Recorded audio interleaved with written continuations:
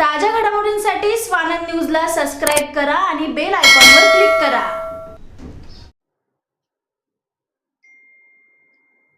नागपुर के अधिवेशन में हमने कुछ काफी सारे उल्लासनगर के महत्वपूर्ण मुद्दे लिए हैं, कुछ एलएक्यू डाला है, जिसमें खास मेरा मुद्दा है कि धोखादायक बिल्डिंग जो उल्लासनगर की लास्ट अधिवेशन में जो बंबई में अधिवेशन हुआ था, उसमें हमारे आदरणीय चीफ मिनिस्टर शिंदे साहब ने घोषणा की थी कि मैं उल्लासनगर की बिल्डिंग को रेगुलाइज कर रहा हूं, उसका जीआर निकाल रहा हूं।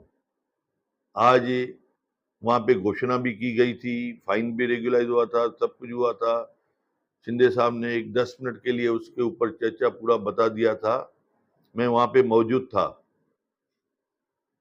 आज वहां पे डिक्लेयर तो हुए थे, लेकिन उसके बावजूद भी उसके बाद में 2 बार मैं उनसे मिला कि साहब ने आपने घोषणा की है जीआर देंगे, तो बोला कुछ पहले बार जब भी मिले थे तो उनमें बोला थोड़ा सा माइनर चेंजेस है। तो हम यूडी डिपार्टमेंट में मैं, जमनू पुष्वानी जी, राजेश वजरिया जी, महेश सुब्रमण्यम, हम 4-5 लोग और आर्किटेक्ट रूपानी जी हमारे साथ में थे, हम मिले थे।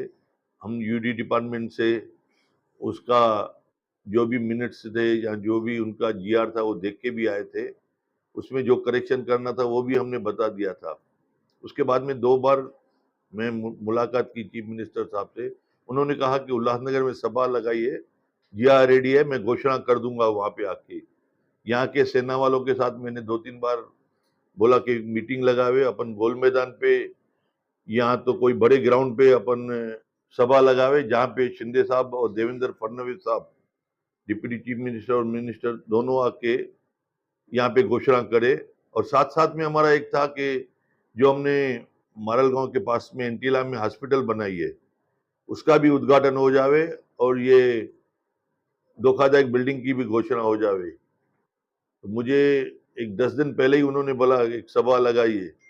इतने में अधिवेशन डिक्लेयर हुआ नागपुर का और हमने वहां पे भी एलएक्यू डाला। तो मैं कल ही देखा कि कल उन्होंने जो कैबिनेट लिया था, मुझे बहुत खुशी हो रही थी। उस कैबिनेट में आदरणीय चीफ मिनिस्टर साहब और डिप्टी मिनिस्टर देवेंद्र फडणवीस साहब दोनों बैठे हुए थे और उन्होंने कल वापस से कैबिनेट में घोषणा कर दी। अभी हम सभा लगाए नहीं लगाए या कुछ भी करे, इसका मतलब जीआर निकल गया। हमारे लिए बहुत, उल्लासनगर के लिए बहुत खुशी की बात है। मैं उनको हाथ जोड़ के नमन करता हूं, जिन्होंने उल्लासनगर का जो एक बड़े में बड़ा टेंशन था, हमारे आदरणीय चीफ मिनिस्टर एकनाथ राव शिंदे साहब और deputy chief minister Devendra Fadnavis साहब दोनों ने मिलके हमारे उल्लासनगर को सौगात दी है। जो मेरी बरसों से मांग थी कि उल्लासनगर में जो धोखादायक बिल्डिंग्स है उनको रेगुलर्स का आप जीआर निकाल के दे दीजिए। बहुत सारे लोग जो बिल्डिंगें गिर गई है, उनमें जो फ्लैट ओनर्स है वो जो बेचारे भटक रहे हैं, उनको रेंट भरने के लिए नहीं है, वो यहाँ वहाँ कोई कहाँ रह रहा है, कोई किसके घर में रह रहा है या कोई फुटपाथ पे रह रहा है। ऐसी पोजीशंस है कि उनको खाने के भी वांदे हैं। कम से कम उनके बेचारे के घर तो बनेंगे जो आज बेघर है। प्लस जो लोग डर के साए से आज उल्लासनगर में रह रहे हैं, जिनको मालूम नहीं था कभी जीआर निकलेगी, कभी आएगा, सिर्फ हमारे विरोधी ये करते थे कि ये सिर्फ बोलता है, ये करता नहीं है। आज मुझे जो चीफ मिनिस्टर साहब से और डिप्टी चीफ मिनिस्टर साहब से जो मुझे आज सौगात मिली है कि आज मेरा भी इस शहर में कंध ऊंचा हो गया कि मैंने जो मांगा और वो मुझे मिला, तो ये मेरे लिए फख्र की बात है। आज मैं जो शहर में सेवा का कार्य कर रहा हूं, उसमें मेरे को सरकार की सपोर्ट मिली। वो सरकार के सपोर्ट से मैं शहरवासियों को एक तोहफा दूंगा, तो मेरे लिए इससे बड़ी कोई खुशी की बात नहीं है। मैं दोनों को कोटि कोटि प्रणाम करता हूं। आज उल्लासनगर में जैसा मैं कल सवेरे से हमारा सेशन चालू होगा अधिवेशन, मैं वहां पे रहूंगा। जैसे ही घोषणा हो जाएगी तो मैं भी आप सबको जीआर की कॉपी दूंगा और आपको सबको जो जो उसमें खामियां है या कोई पार्ट पूरा हुआ है, इसमें हम जीआर के बाद में भी कुछ अमेंडमेंट करना है तो हम कैबिनेट में इजीली अमेंडमेंट कर सकते हैं। लेकिन एक बार जीआर तो निकल गया, जो हमारे उल्लासनगर की मुसीबत थी वो दूर हो जाएगी, सभी लोग सुखी हो जाएंगे। ये हमारा धोखादायक बिल्डिंग था। दूसरा, मैंने खुद मांग की है कि उल्लासनगर में कहाँ कहाँ पे पानी की किल्लत है, कहाँ पे पानी ज्यादा है तो कहाँ पे कम है, कहाँ पे एकदम ना बराबर आ रहा है। पानी की डिस्ट्रीब्यूशन बरोबर हो और पानी की जो हमें सप्लाई चाहिए, हमने 50 एमएलटी ज्यादा पानी मांगा है।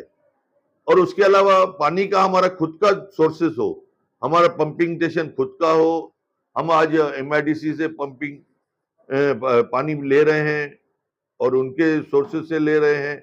हम खुद का खुद सोर्सेज बना के, हमारी पंपिंग स्टेशन खुद की हो, हमारी सप्लाई खुद की होगी। आज हमारा खुद का प्लांट होगा तो हम 24 आवर्स पानी सब शहर में दे सकते हैं। ऐसी मेरी सोच है, हमारी सरकार है। जितना सबसे ज्यादा में ज्यादा हम उल्लासनगर को फायदा दे सके उतना हम देंगे। पानी के लिए भी हमें बहुत बड़ा ख्याल है। दूसरा, सीमेंट में कांकरीकरण के रोड हो पूरे उल्लासनगर में। जब भी बारिश आती है तो यहाँ के डामरीकरण के रोड खलास हो जाते हैं। हमने 7 रोड पास करवाए हैं जो 2 महीने के अंदर सीमेंट कांकरीकरण के रोड पूरे हो जाएंगे। 3-4 अभी रोड किए भी हैं।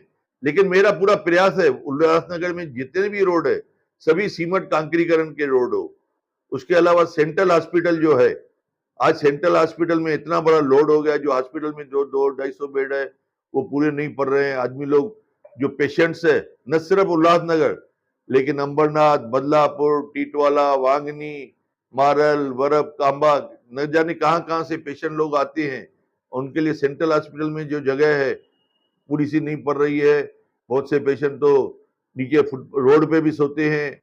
आज डिलीवरी पेशेंट्स हो या एक्सीडेंट पेशेंट्स हो या काफी सारे जो भी मशीनरी वगैरह है, तो इसके लिए हमने नई एक हॉस्पिटल की मांग की है। 4 फ्लोर की एक बाजू में प्लाट जो पड़ा है वहां पे एक नई हॉस्पिटल बने, नर्सिंग कॉलेज बने। हॉस्पिटल को सुशोभीकरण करने के लिए इसी को भी रिपेयर करके इसको भी नया टाइप बनाया जाए, बाजू में भी नया हॉस्पिटल हो, नर्सिंग कॉलेज हो। ऐसी हमारी हॉस्पिटल के भी मांग है। हॉस्पिटल के लिए, पानी के लिए, रस्तों के लिए, इसके अलावा काफी सारे अंडरग्राउंड ड्रेनेज की जो कि हम सेंक्शन के मोड़ पे है। एनी मोमेंट 400 कोटी हमारे शहर को मिल जाएगा कि अंडरग्राउंड ड्रेनेज बरोबर से हो जाए। वाल्दुनी नदी की मांग की है। वाल्दुनी नदी में जो गंदा पानी है, साफ सफाई नहीं है, कभी भी केमिकल छोड़ा जाता है, तो वो वाल्दुनी नदी क्लीन होनी चाहिए। उसके लिए जो बजट है वो बजट मिलनी चाहिए। शहर में लॉ एंड ऑर्डर का प्रॉब्लम है। लॉ एंड ऑर्डर में आपने देखा होगा हाल ही में 2-3 महीने में कितना लॉ एंड ऑर्डर का फर्क पड़ रहा है। मेरे पास भी काफी सारे कंप्लेंट्स आ रही है। अभी हम पूरा प्रयास कर रहे हैं कि शहर का लॉ एंड ऑर्डर एकदम बरोबर हो।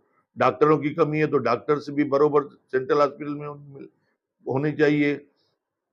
काफी सारे ऐसे मेरे 29 मुद्दे हैं। मैंने आप सबको ये राइटिंग में लिखत में दिए हैं, जो जो हमने एलएक्यू भी डाला है या ये है। इसके अलावा भी आपको कुछ भी पूछना है इस शहर के बारे में, आप मुझसे पूछ सकते हैं। धन्यवाद।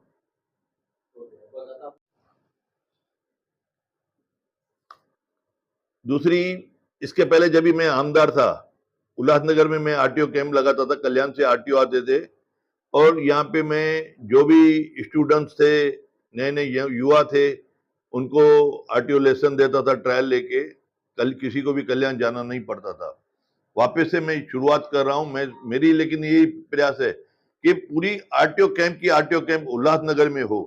हमारा स्वयं उल्लासनगर को एक खुद की आरटीओ कैंप हो। हमारा जो सेंट्रल बिल्डिंग बन रहा है एचडीओ ऑफिस के बाहर, वो भी 90% काम हो चुका है। बाकी अंदर फर्नीचर या छोटा मोटा काम है, वो सेंट्रल बिल्डिंग भी पूरी हो जावे, जहाँ पे गवर्नमेंट के सभी ऑफिस वहां पे ही हो। स्काई वॉक जो है उल्लासनगर में, स्काई वॉक बना तो है लेकिन आज उसको रिपेयरिंग की जरूरत है। आज वहां पे टाइल्स टूटी फूटी है, टप्पे टूटे फूटे हैं, पतरे टूटे फूटे हैं, या जो भी उसमें उसको अच्छा सा करना है वो भी हमने मांग की है। उसके अलावा जो अनऑथराइज काम शहर में चल रहे हैं, एक तरफ हम अनऑथराइज को रेगुलाइज करने के लिए मांग कर रहे हैं और दूसरी तरफ हमारे UMC Ulhasnagar municipal corporation unauthorised को थोड़ा बढ़ावा दे रही है, तो उसके ऊपर भी अंकुश लगना चाहिए। हम वो भी प्रयास कर रहे हैं। अनऑथराइज को भी आरटीओ कैंप भी हो गई। उसके अलावा आपको जो और कुछ मालूमात चाहिए तो मैं आपको सब चीज के लिए बताऊंगा। स्काईवॉक के बारे में क्या डेवलपमेंट है? किसके बारे में? स्काईवॉक स्काई वॉक देखिए, जो आज स्काई वॉक बनी हुई है लेकिन वहां पे टाइल्स वगैरह टूटी हुई है। कुछ फालतू लोग वहां पे जाके गर्देलू चरसी दारू पीने के लिए वहां पे जाके मिसयूज करते हैं। वो मिसयूज ना हो, उसके ऊपर पेट्रोलिंग होनी चाहिए, लाइटिंग होनी चाहिए, टाइल्स वाइल्स जो टूटी हुई है वो बरोबर से होनी चाहिए। अब अपने टैक्स डिपार्टमेंट और इलेक्शन डिपार्टमेंट अनियमितता है, उसके बारे में भी सवाल उठाया है। क्या आप इस उल्लासनगर प्रशासन से संतुष्ट नहीं है? देखिए, अभी टैक्स का अभी हाल ही में 2-3 दिन पहले जो आया है कि ओल्ड टैक्स लगा के रेगुलाइज करो, ये टैक्स ले लीजिए। क्या है, पहले के जो कमिश्नर ने कहा था कि ये हम ओल्ड के हिसाब से ले रहे हैं, लेकिन नया आ गया तो उसमें ये करेंगे, लेकिन अभी उन्होंने ओल्ड को ही ओके किया है, तो हमें संतुष्ट है और उसमें हम कुछ अभी फिलहाल नहीं बोलेंगे। जिस पैमाने पे वो बोलो कि अभी जो दूसरी हमारी ये मांग है कि उल्लासनगर में मेट्रो आनी चाहिए। मेट्रो भिवंडी कल्याण आ रही है और हमारे बाजू में तलोजा में आ रही है। हम क्यों नहीं उसका मेट्रो का सुख लेवे, फिर बाद में हमारे उल्लासनगर में आएगी, अमरनाथ जाएगी, बदलापुर जावे, तो हमारा बिजनेस का कारोबार बढ़ेगा, ट्रांसपोर्ट का लोड कम होगा, गाड़ियों पे व्हीकल, रोड पे व्हीकल कम हो जाएगी। मेट्रो से हमारे काफी सारे उल्लासनगर में यहाँ से आदमी बंबई, थाना, मुलुंड, घाटकोपर बिजनेस के लिए जाते हैं, व्यापार के लिए जाते हैं। तो उसमें हमारे आदरणीय देवेंद्र फडणवीस साहब जब भी मेरी अभी चुनाव के लिए आए थे, उन्होंने गोल मैदान पे घोषणा भी की थी कि उल्लासनगर में आमदार कुमार ने जीत गए तो मैं आपको उल्लासनगर में मेट्रो स्टेशन दूंगा, लाइन दूंगा, और एक स्टेशन का नाम सिंधु नगर भी दूंगा, ऐसा भी उन्होंने घोषणा की थी। और मैं चाहता हूं कि उल्लासनगर में मेट्रो आ जावे, उल्लासनगर में एक स्टेशन का नाम सिंधु नगर हो। दूसरा, हमने एक मुद्दा लिया है डंपिंग ग्राउंड का। शहर में हमारे उल्लासनगर में डंपिंग ग्राउंड की बहुत तकलीफ है। देखिए, आपने देखा होगा मारल और उल्लासनगर 1-2 के बीच में जो डंपिंग ग्राउंड था वो बंद हो गया है। 5 नंबर का डंपिंग ग्राउंड में बहुत किल्लत है, बहुत परेशानी लगी पड़ी है। वहां पे पूरे इलाके में कभी आग लगती है, क्या लगती है। अभी सरकार ने हमें एक डंपिंग ग्राउंड दिया है जो बदलापुर में है, जिसमें बदलापुर, अंबरनाथ और उल्लासनगर तीनों के लिए 150 कोटी के आसपास में बजट में वहां पे प्रोजेक्ट दे रहे हैं। हमारे लिए बहुत खुशी की बात है। हमारे जो अभी सरकार आने से उल्लासनगर की जो भी प्रॉब्लम्स है वो सॉर्ट आउट हो रहे हैं और हम पूरी तरह से प्रयास कर रहे हैं कि उल्लासनगर वालों को सबको खुशियां देवे। दूसरा, हमने मांग की है लबाना समाज को ओबीसी मिलना चाहिए। लबाना समाज है, सोनार है, या जिस जाति को, जिनको कुछ लोगों को है भी ओबीसी और बाकी लोग को नहीं है, उसमें एक जैसा लबाना समाज है, कुछ लोग को है।